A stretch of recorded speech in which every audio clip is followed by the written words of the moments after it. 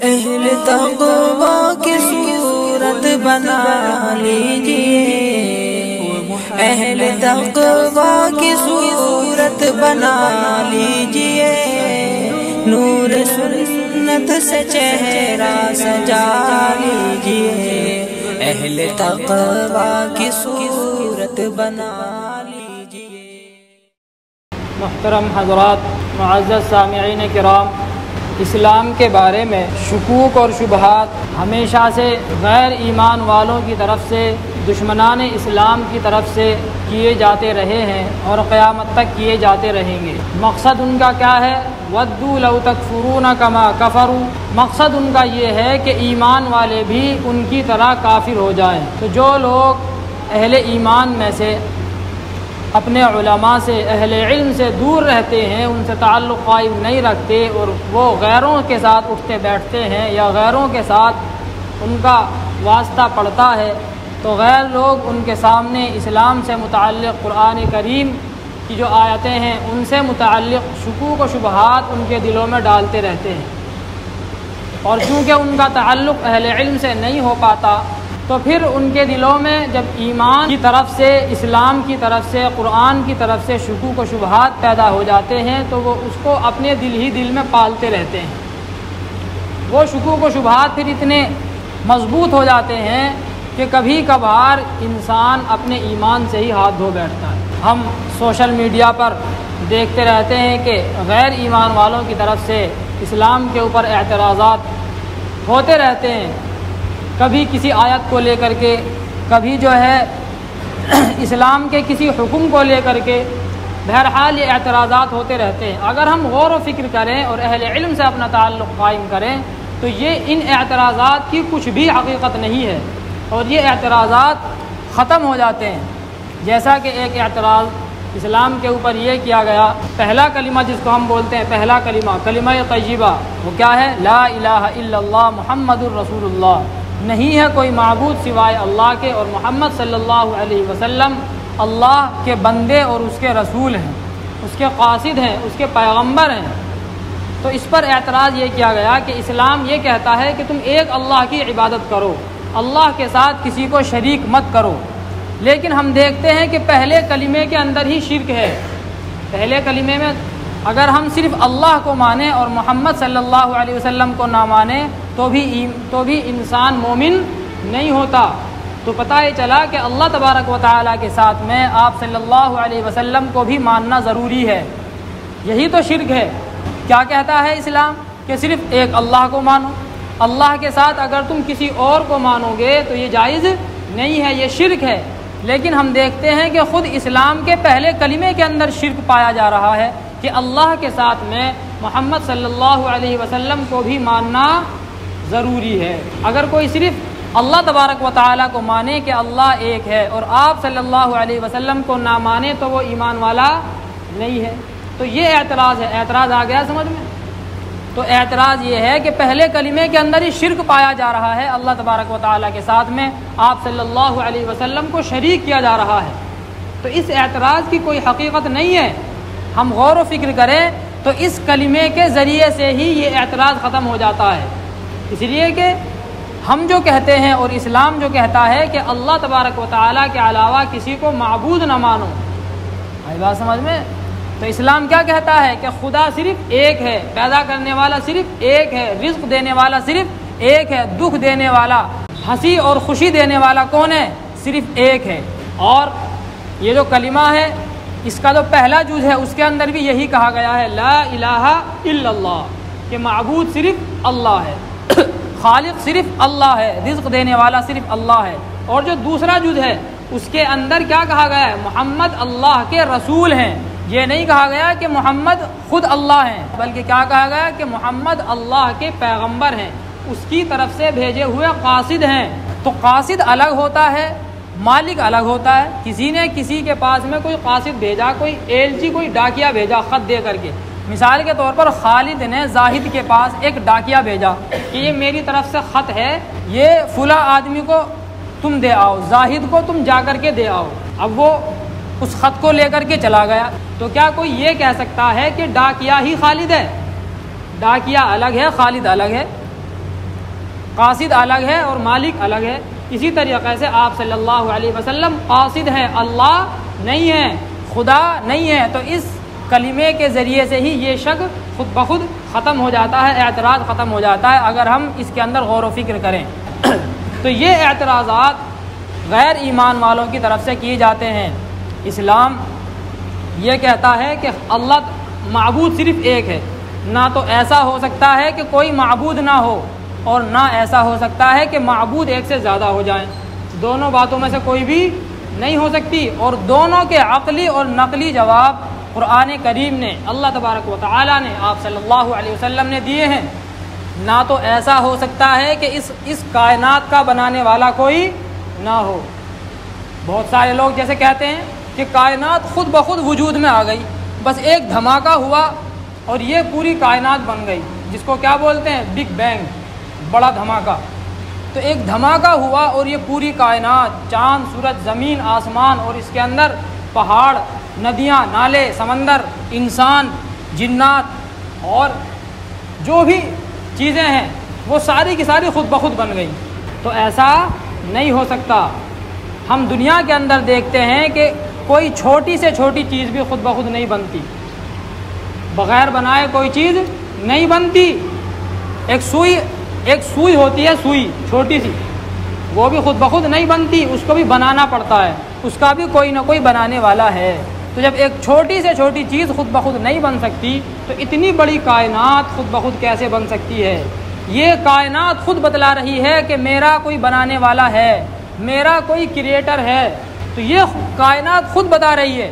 ایک چھوٹی سی گاڑی ہوتی ہے، وہ چلتی ہے روڈ پر، لیکن وہ بھی خود بخود نہیں چلتی، اس کو بھی کوئی نہ کوئی چلانے والا ہوتا ہے، اندر ڈرائیور ہوتا ہے، نہیں ہوتا؟ تو یہ پوری کائنات خود بخود نہیں بن سکتی۔ دیکھیے وقت پر روزانہ کیا نکلتا ہے؟ سورج نکلتا ہے، ڈوب جاتا ہے وقت پر، 30 دنوں میں چاند نکلتا ہے، تو یہ خود بخود ہو سکتا ہے؟ آج کی تاریخ میں جس وقت سورج نکلا، اگلے سال آج کی تاریخ میں وہی منٹ، وہی سیکنڈ، وہی وقت، بالکل اسی ٹائم پر سورج نکلے گا، نہ اس سے 1 سیکنڈ آگے ہو سکتا ہے نہ پیچھے ہو سکتا ہے۔ تو یہ کرنے والا کون ہے؟ یہ اللہ تبارک و تعالی۔ الشمس والقمر بحسبان، اللہ تبارک و تعالی نے سورج اور چاند کو حساب سے بنایا، وہ حساب سے چل رہے ہیں۔ تو یہ خود بخود نہیں ہو سکتا، آپس میں ٹکراتے نہیں ہیں۔ اتنے سارے سیارے اللہ تبارک و تعالی نے پیدا فرمائے، ستارے پیدا فرمائے، لیکن ان میں کبھی ٹکراؤ نہیں ہوتا، اور گھوم رہے ہیں، چل رہے ہیں سب، زمین بھی چل رہی ہے، سورج بھی چل رہا ہے، چاند بھی گھوم رہا ہے، لیکن آپس میں ٹکراتے نہیں ہیں۔ ذرا روڈ پر گاڑیاں چھوڑ دو، ذرا 3-4 ان کو اسٹارٹ کر کے گیئر ڈال کے چھوڑ دو، دیکھو کیسے ٹکراتی ہے۔ جب اس کے اندر ڈرائیور نہیں ہوگا تو ٹکرائے گی، نہیں ٹکرائے گی۔ لیکن ہم دیکھتے ہیں چاند، سورج آپس میں ایک دوسرے سے نہیں ٹکراتے، پتہ چلا کہ کوئی نہ کوئی ان کا چلانے والا ہے۔ اسی طریقے کا فتنہ حضرت امام اعظم ابو حنیفہ رحمۃ اللہ علیہ کے زمانے میں اٹھا۔ لوگ یہ کہنے لگے کہ یہ کائنات خود بخود وجود میں آ گئی، اس کا بنانے والا کوئی نہیں ہے۔ امام اعظم ابو حنیفہ نے دلائل دیے، لیکن لوگ ماننے کے لیے تیار نہیں تھے۔ امام اعظم سے بحث کرنے کے لیے تیار ہو گئے کہ ہم آپ سے بحث کریں گے، مناظرہ کریں گے، جو جیت جائے گا اس کی بات لوگ مانیں گے۔ امام اعظم ابو حنیفہ نے کہا کہ ٹھیک ہے، ہم مناظرے کے لیے، بحث کے لیے تیار ہیں۔ ایک وقت، ایک تاریخ مقرر ہو گئی اور ایک بڑا میدان اس کے لیے طے ہو گیا کہ فلاں جگہ پر مناظرہ ہوگا، بحث و مباحثہ ہوگا۔ اب جب وہ وقت اور وہ تاریخ آئی تو جو سامنے والے لوگ تھے مد مقابل، وہ سارے کے سارے جمع ہو گئے، اسٹیج لگ گیا، لیکن امام اعظم ابو حنیفہ وہاں پر نہیں پہنچے۔ اب وہ سارے کے سارے خوش ہو رہے، سارے کے سارے، کہ دیکھو بھائی تمہارا امام، اتنا بڑا امام، اتنا بڑا عالم مسلمانوں کا، وہ ہار گیا، آیا ہی نہیں، دم دبا کر کے بھاگ گیا۔ امام اعظم ابو حنیفہ کافی دیر کے بعد، کئی گھنٹوں کے بعد وہاں پر پہنچے، ہانپتے کانپتے، اور لوگ دیکھ کر کے اور ہنسنے لگے کہ بھائی دیکھو اب آ رہا ہے اتنی دیر میں، شرم بھی نہیں آئی آتے ہوئے۔ اب امام اعظم ابو حنیفہ کہنے لگے بھائی مجھ سے دیر ہو گئی، میں اس کے لیے معذرت خواہ ہوں، لیکن ہوا یوں کہ جب میں آتا ہوں تو جو شہر ہے، اس شہر کے درمیان اور میرے گھر کے درمیان میں ندی پڑتی ہے ایک بہت بڑی، اور اس پر پل وغیرہ کوئی ہے نہیں، اب جب میں وہاں پر پہنچا تو میں حیران و پریشان، نہ اس پر پل ہے، نہ وہاں پر کشتی ہے، نہ وہاں پر کچھ بھی نہیں ہے، میں پار کیسے ہوں، آؤں کیسے، تیرنا میرے بات نہیں۔ اب میں جو ہے حیران و پریشان وہاں پر کھڑا ہوا تھا، تو میں نے دیکھا کہ اچانک پیڑ کٹنے لگے خود بخود، اور میں کھڑا حیران، خود بخود پیڑ کٹنے لگے، مجھے بڑا تعجب ہوا۔ اور پھر دیکھتے ہی دیکھتے وہ چرنے بھی لگے، ان کے تختے بن گئے خود بخود، اور پھر دیکھتے ہی دیکھتے ان کی کیا بن گئی، کشتی بھی بن گئی، اور وہ دیکھتے ہی دیکھتے چلنے بھی لگی خود بخود پانی میں۔ میں نے سوچا یہ تو بہت اچھی بات ہوئی بھائی، خود بخود سارے کام ہو گئے، اور میں اس کشتی میں بیٹھ کر کے آ گیا۔ لوگ کہنے لگے بھائی تمہارا امام ہو گیا پاگل، تمہارا امام کیا ہو گیا، یہ پاگل ہو گیا، بھلا پیڑ خود بخود کٹتے ہوں گے، کشتی خود بخود بنتی ہوگی۔ امام صاحب نے کہا اس سے بڑا پاگل کون ہوگا جو یہ کہتا ہو کہ پوری دنیا خود بخود بن گئی۔ آئی بات سمجھ؟ جب ایک چھوٹی سی کشتی خود بخود نہیں بن سکتی 5-6 فٹ کی، تو اتنی بڑی کائنات خود بخود کیسے بن سکتی ہے؟ اس سے بڑا پاگل کون ہوگا؟ میں تو چھوٹا پاگل۔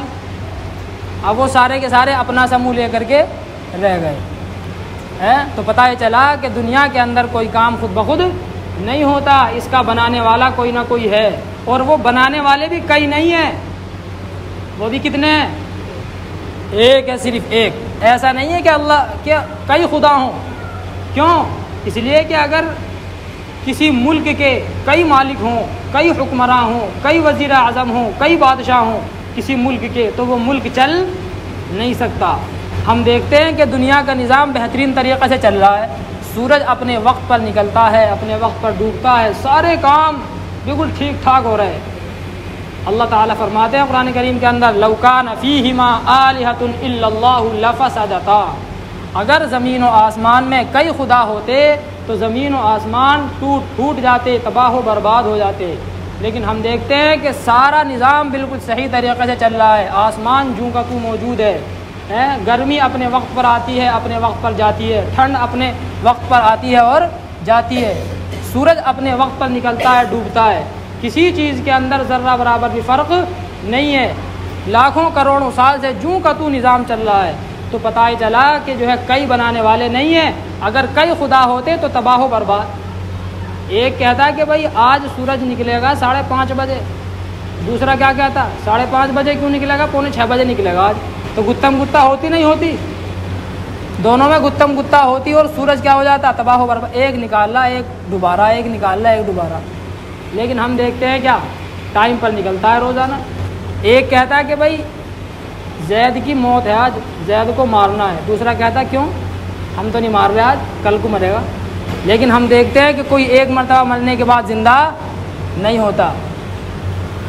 ایک کہتا ہے کہ بھائی بارش کرنی ہے آج موانے میں، دوسرا کہتا ہے کہ نہیں بارش نہیں، اگر تو نے بارش کر دی بس اچھا نہیں ہونے گا، چڑھائی کر دوں گا تیرے پر۔ تو دونوں میں گتم گتا ہوتی نہیں ہوتی خداؤں میں۔ لیکن ہم دیکھتے ہیں کہ کوئی کسی طریقے کی گڑبڑ نہیں ہے، جو مر گیا سو مر گیا، اب دوبارہ زندہ ہونے والا نہیں ہے دنیا کے اندر، بارش ہونی ہے تو ہوگی۔ تو اللہ تبارک و تعالیٰ فرماتے ہیں لَوْ كَانَ فِيهِمَا آلِهَةٌ إِلَّا اللَّهُ لَفَسَدَتَا، اگر زمین و آسمان میں کئی خدا ہوتے تو دونوں ٹوٹ جاتے۔ پتہ یہ چلا کہ نہ تو ایسا ہو سکتا ہے کہ کوئی خدا ہی نہ ہو، بغیر کسی کے بنائے دنیا وجود میں آ گئی، نہ تو ایسا ہو سکتا ہے، اور نہ ایسا ہو سکتا ہے کہ کئی خدا ہوں، دونوں میں سے کوئی بات نہیں ہو سکتی۔ اللہ فرماتے ہیں فَاعْلَمْ أَنَّهُ لَا إِلَٰهَ إِلَّا اللَّهُ، جان لو کہ نہیں ہے کوئی معبود مگر اللہ، صرف اللہ ہے، محمد الرسول اللہ، محمد صلی اللہ علیہ وسلم اللہ کے پیغمبر ہیں۔ بہرحال بات یہاں سے چلی تھی کہ یہ اعتراض ہوتا ہے کہ لوگ یہ کہتے ہیں کہ خود کلمہ طیبہ کے اندر شرک ہے، تو شرک تو اس وقت لازم آتا ہے جبکہ ہم یہ کہتے ہیں کہ محمد بھی خدا ہے، لیکن ہم تو محمد صلی اللہ علیہ وسلم کو اللہ کا پیغمبر کہتے ہیں، خدا نہیں کہتے۔ اگر آپ صلی اللہ علیہ وسلم بھی خدا ہوتے تو پھر کیا ہوتا، وہی ٹوٹ پھوٹ ہوتی جو ابھی بیان کی گئی، لیکن ہم دیکھتے ہیں کہ ایسا نہیں ہے۔ اور اس کے علاوہ بہت سارے اعتراضات قرآن کریم کے اوپر کیے گئے ہیں۔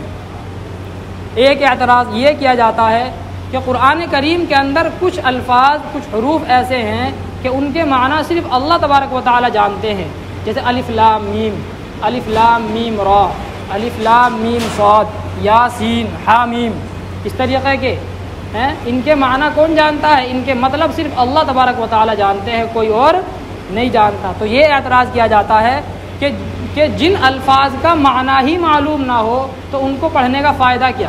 اور اللہ کی طرف سے حکم ہے کہ پورے قرآن کریم کو پڑھو، آپ صلی اللہ علیہ وسلم کی طرف سے حکم ہے کہ پورے قرآن کریم کو پڑھو، اور یہ الفاظ، یہ حروف بھی قرآن کریم کے اندر ہیں، ان کے پڑھنے کا بھی حکم ہے۔ تو ان کے پڑھنے کا فائدہ کیا ہے؟ ان کو جو پڑھنے کا حکم دیا گیا ہے تو اس حکم کا کوئی فائدہ نہیں ہے۔ جب ان کا مطلب ہی پتہ نہیں تو پڑھنے کا فائدہ ہے کچھ بھی فائدہ نہیں۔ تو یہ اعتراض کیا گیا کہ یہ حکم لغو ہے، یا تو یہ قرآن کریم کے الفاظ نہیں ہیں، یا تو یہ قرآن کریم کے الفاظ نہیں ہیں، یا اگر یہ قرآن کریم کے الفاظ ہیں تو ان کے پڑھنے کا حکم دینا بیکار ہے۔ گویا کہ اللہ نے ایک بیکار چیز کا حکم دیا ہے۔ آ گیا اشکال سمجھ میں؟ یا تو یہ قرآن کریم کے الفاظ نہیں ہیں، یا جو ہے ان کو پڑھنے کا حکم دینا بیکار ہے۔ اگر یہ قرآن کریم کے الفاظ ہیں تو پڑھنے کا حکم دینے کا کوئی فائدہ ہے؟ تو اس کا جواب یہ ہے کہ ایسا نہیں ہے، ایسا نہیں ہے۔ ان کو پڑھنے کا حکم دینا اس وقت بیکار ہوتا جبکہ حکم دینے والا بھی ان کی مراد سے ناواقف ہو، اس کو بھی ان کی مراد کا پتہ نہ ہو کہ ان کے معنی کیا ہے۔ بہت سی مرتبہ ایسا ہوتا ہے کہ بھائی باپ نے کسی چیز کا حکم دیا کہ بھائی تو یہ کام کر لے، لیکن بیٹے کی سمجھ میں نہیں آ رہا کہ ابا نے مجھے کہا کیوں، اس کام کے کرنے کا مجھ کو حکم دیا گیا۔ اب یہ کہنے لگے لوگ کہ بھائی یہ اس کام کے کرنے کا حکم دینا بیکار ہے۔ نہیں، ایسا نہیں ہے۔ جو حکم دینے والا ہے وہ اچھی طرح جانتا ہے کہ مقصد کیا ہے میرا۔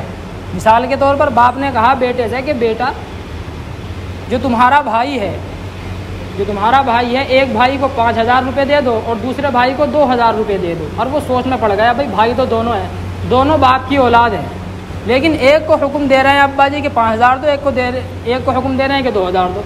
اب وہ سوچ میں پڑ گیا، اس کی سمجھ میں نہیں آ رہا کہ ابا نے آخر ایسا کہا کیوں۔ آئی بات سمجھ میں؟ آخر ایسا کہا کیوں؟ لیکن باپ جانتا ہے کہ میں نے ایسا کیوں کہا، کیوں؟ اس کے دماغ میں ہوگی کوئی بات۔ مثلا بھائی 2,000 روپے تو دونوں کو اس لیے ہیں کہ ہدیہ ہے میری طرف سے، عیدی ہے میری طرف سے، انعام ہے، 2,000 روپے تو اس لیے ہیں۔ اور جب یہ ایک کو زائد دیے گئے وہ اس لیے کہ وہ کوئی سامان لے کر کے آیا تھا گھر میں جو میں نے اس سے منگایا تھا، لیکن وہ اپنے پیسوں سے لے آیا تو اس کی قیمت ہے۔ اب جب وہ بیان کر دے گا باپ اپنی طرف سے تو اب بیٹے کے دماغ سے اشکال دور ہو جائے گا، اعتراض دور ہو جائے گا، اس کے ذہن کے اندر جو اشکال تھا وہ ختم ہو جائے گا۔ لیکن جب تک وہ بیان نہ کرے، اپنے دماغ میں رکھے بات، تو بیٹے کی سمجھ میں بات آنے والی نہیں ہے۔ لیکن کوئی یہ نہیں کہہ سکتا کہ باپ کا حکم غلط تھا، یا کہے گا کوئی وہ کہنے والا خود پاگل ہے۔ تو اسی طریقے سے حروف مقطعات، یہ کہنا کہ ان کے پڑھنے کا حکم دینا یہ غلط ہے، بیکار ہے، یہ صحیح نہیں ہے۔ جو حکم دینے والا ہے وہ خود اچھی طریقے سے جانتا ہے کہ ان کا مطلب کیا ہے۔ اسی طریقے سے یہ سمجھ لیجیے، جو ایپلیکیشن جو ہوتی ہے، ایپ جو ہوتی ہے موبائل کے اندر، واٹس ایپ ہے، فیس بک ہے، یا کوئی گیم وغیرہ ہے، تو یہ ان کے بنانے کا طریقہ کیا ہے؟ جو کمپیوٹر سے تھوڑا بہت تعلق رکھتے ہیں، جن کو کمپیوٹر کے بارے میں تھوڑی بہت نالج ہے، معلومات ہے، وہ جانتے ہیں کہ یہ سارا کوڈنگ کا کھیل ہے۔ کوڈنگ کے ذریعے یہ ساری ایپلیکیشن بنائی جاتی ہیں۔ کوڈنگ کیا ہوتی ہے؟ وہ حروف ہوتے ہیں، کہیں پر ایم بنا دیا، کہیں پر کیا لگا دی، ڈاٹ لگا دی، کہیں پر کیا لگا دیا، کچھ اور لگا دیا، سلیش لگا دیا ہے۔ تو یہ سارا کوڈنگ کا کھیل ہوتا ہے۔ اب اگر ہم جیسا کوئی ناواقف آدمی جس کو کمپیوٹر کی الف بے بھی نہیں پتا، وہ اگر دیکھنے لگا بھائی تو یہ کیا لکھ رہا ہے اس میں کیڑے مکوڑے سے ہے، کہیں پر تو نے ڈاٹ لگا دیا، کہیں پر تو نے جو ہے ایرو لگا دیا، کہیں پر تو نے 3 لکھ دیا، کہیں پر 0 لگا دیا، یہ کیا ہے؟ اس کا کیا فائدہ ہے؟ وہ جو کوڈنگ کو جانتا ہے وہ خوب اچھی طریقے سے جانتا ہے کہ اس کے لگانے کا فائدہ کیا ہے، اس کو جب میں لگاؤں گا تو ایپلیکیشن کیسی تیار ہوگی، اس کا جو انٹرفیس ہوگا وہ کیسا ہوگا، اس کے اندر جو چیزیں ہوں گی وہ کس طریقے سے کام کریں گی۔ لیکن ہم جیسا آدمی کیا کہے گا، یہ پاگل آدمی ہے۔ بہرحال کہنے کا مقصد یہ ہے کہ جو بنانے والا ہے، جو حکم دینے والا ہے، وہ اچھی طریقے سے جانتا ہے کہ ان کا مطلب کیا ہے۔ تو یہ اعتراض کرنا بیکار ہے، اعتراض کرنے والا خود بیوقوف ہے، اس کو خود نہیں پتا کہ مجھے کہاں پر اعتراض کرنا ہے، کہاں پر اعتراض نہیں کرنا۔ بہرحال اس طریقے کے اعتراضات کیے جاتے ہیں بے شمار اسلام پر اور قرآن کریم کی آیاتوں پر۔ یہ ایسے اعتراضات ہیں کہ جن کو ہم اپنے جوتے کی نوک پر رکھتے ہیں۔ اللہ تبارک و تعالی ہم سب کو صحیح سمجھ عطا فرمائے۔ وآخر دعوانا الحمد للہ رب العالمین۔